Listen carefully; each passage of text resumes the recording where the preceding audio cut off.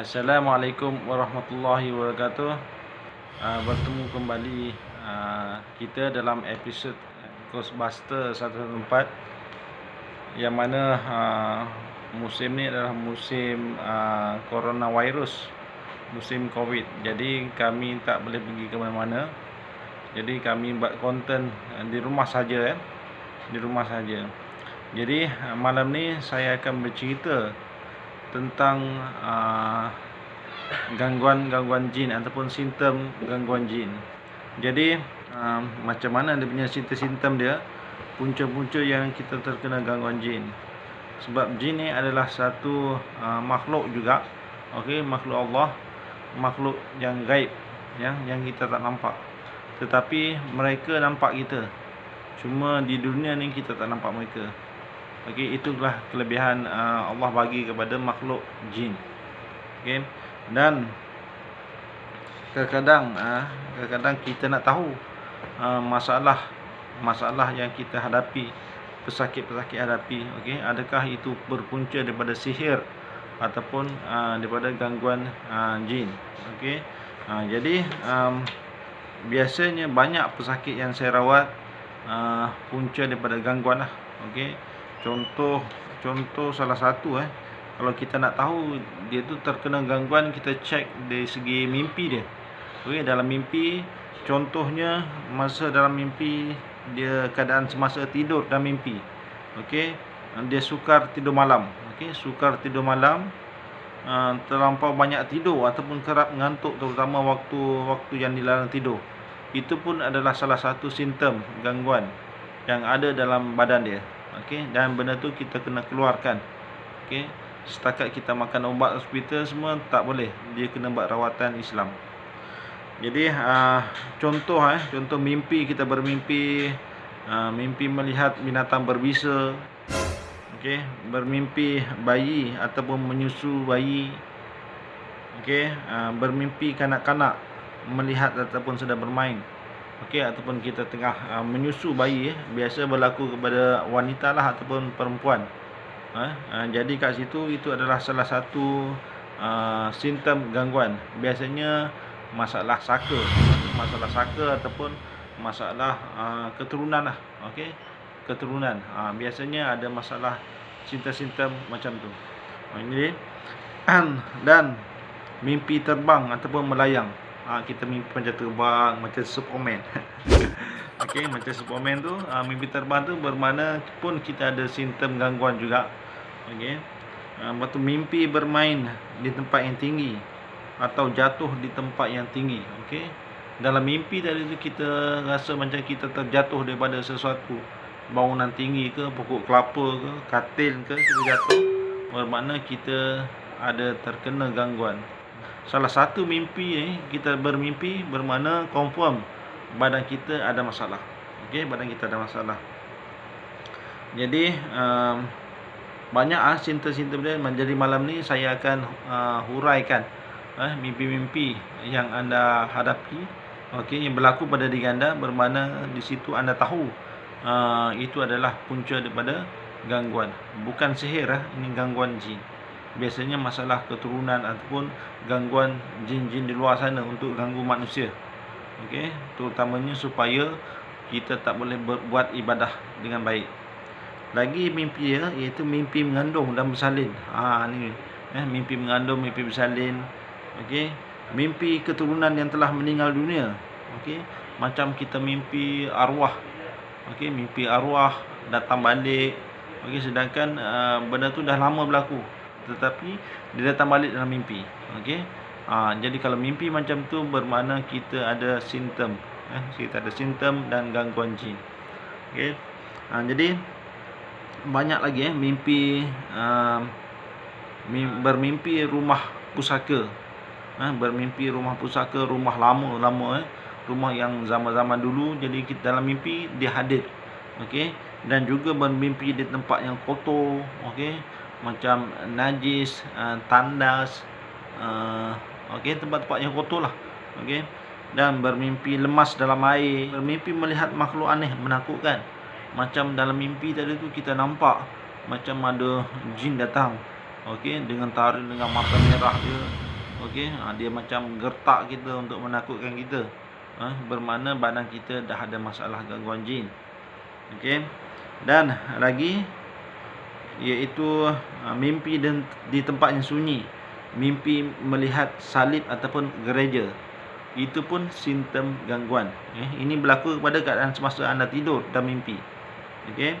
Lepas tu mimpi bertarung sama ada dengan haiwan ataupun sesuatu makhluk. Okey, kita bertarung dalam mimpi tadi tu, berperang dengan makhluk. Okey. Tapi kalau mimpi dalam mimpi tu Azrail, itu bukan. Okey, kita mimpi berlawan dengan makhluk. Okey, lagi bermimpi bertemu padri. Padri pun ada gangguan juga. Okey. Dan mimpi diancam benda tajam seperti pisau ke, kapak ke, parang ke dan lain-lain lah. Merintih ataupun menangis ketika tidur. Itu pun kadang berlaku kepada keluarga kita tak faham. Dia tengah tidur tiba-tiba dia menangis. Itu pun dia ada simptom gangguan juga. Simptom gangguan juga. Terjaga di tengah malam dalam keadaan takut, cemas, terkejut. Okey, tengah malam dia tidur tiba-tiba dia bangun dalam keadaan dia takut, cemas, macam dia terkejut. Itu pun ada simptom juga gangguan jin. Okey, selalu ditindih ketika tidur. Ini banyak yang berlaku kepada keluarga kita ataupun orang ramai semua, kawan-kawan kita, keluarga kita. Dia tengah tidur macam ada benda tindih dia. Okey, ada benda tindih masa dia tengah tidur lah. Okey, ketawa ataupun menangis, menjerit ketika tidur, berdiri, berjalan ketika tidur pun ada juga. Okey, yang tengah tidur dia bangun, berdiri, berjalan. Okey, mata pejam. Okey, mata pejam. Itu pun ada simptom-simptom gangguan jin. Okey, dan kita tengok dalam kejiwaan ataupun pemikiran kita. Yang kat sini pun kita boleh baca, yang mana kita nak tahu orang tu ada gangguan ataupun masalah halus, benda-benda benda halus lah dalam badan kita. Okey, contoh macam nyanyuk ketika usia lanjut. Okey, mudah lupa, mudah nyanyuk. Itu pun ada gangguan dia. Simptom dia. Ini semua ni saya cerita ni bab simptom gangguan jin. Okey, panas baran ataupun degil. Ni panas baran, degil. Kadang-kadang kita tak tahu apa benda ilmu-ilmu yang kita ambil. Adakah ilmu tu ilmu Allah ataupun ilmu yang ada kaitan dengan jin. Okey.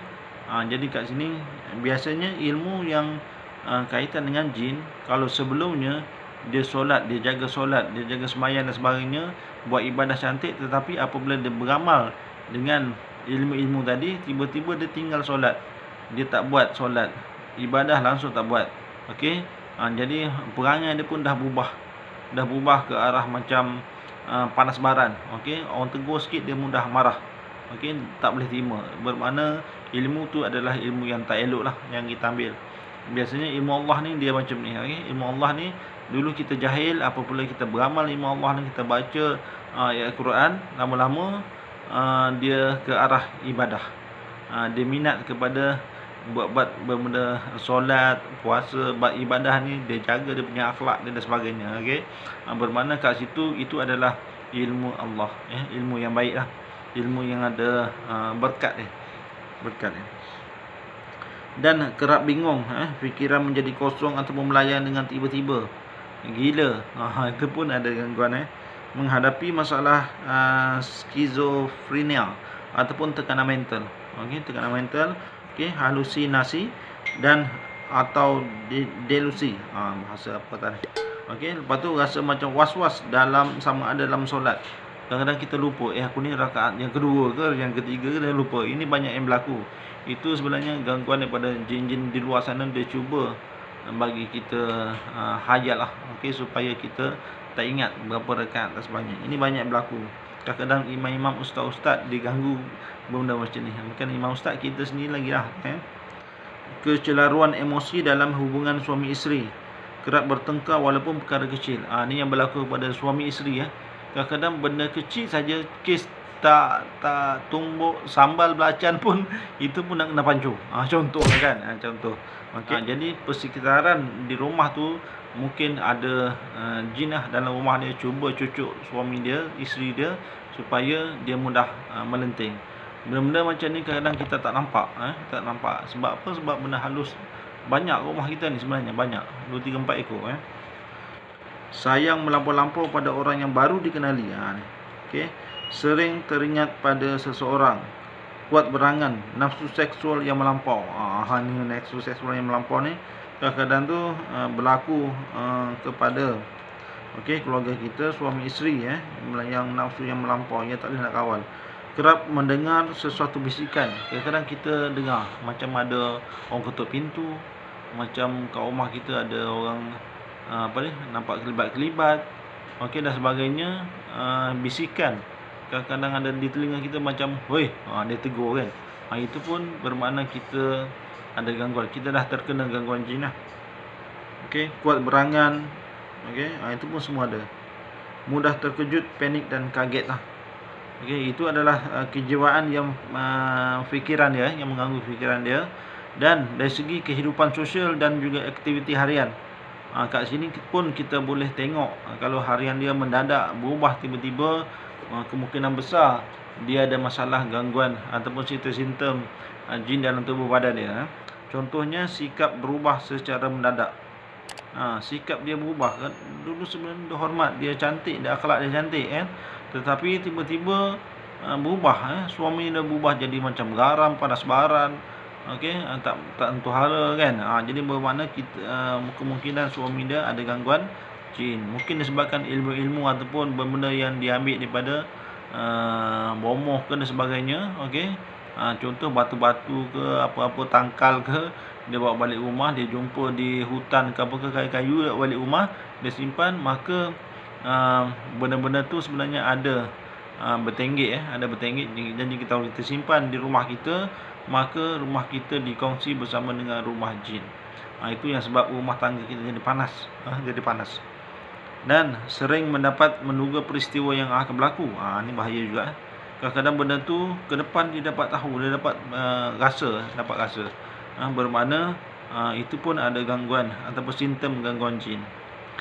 Sering gagal dalam usaha mencari nafkah, sering terhalang, terlalu rasa rendah diri dan tidak berkeyakinan, itu pun ada masalah. Minat ataupun tabiat yang pelik dan buruk, dan juga masalah seksual seperti gay dan lesbian. Itu pun dorongan daripada gangguan jin, iblis. Dia akan ganggu kita. Itu adalah dari segi kehidupan sosial lah. Dan juga ibadah kerohanian. Kalau kita nak tengok kat sini, kita boleh cek. Itu kalau orang tu selalu malas beribadah, malas beribadah, lalai daripada mengingati Allah, meninggalkan suruhan Allah seperti solat, puasa dan sebagainya, mengantuk ketika berzikir, membaca Quran dan juga majlis ilmu. Itu pun adalah simptom gangguan jin. Banyak simptom gangguan jin ni. Kadang-kadang benda ni berlaku, kita mimpi dan sebagainya, kita tak tahu. InsyaAllah. Setakat ni dulu kita punya konten pada malam ni, iaitu di Ghostbusters 114 channel. Tuan-tuan boleh menonton, dan jangan lupa kalau boleh like dan juga subscribe untuk kita sharing ataupun untuk kita penuhkan kita punya konten lagi banyak, supaya tuan-tuan boleh tengok sendirilah dalam kita punya YouTube nanti. Dan saya sudahi. Assalamualaikum warahmatullahi wabarakatuh. Jumpa lagi kita dalam siri akan datang.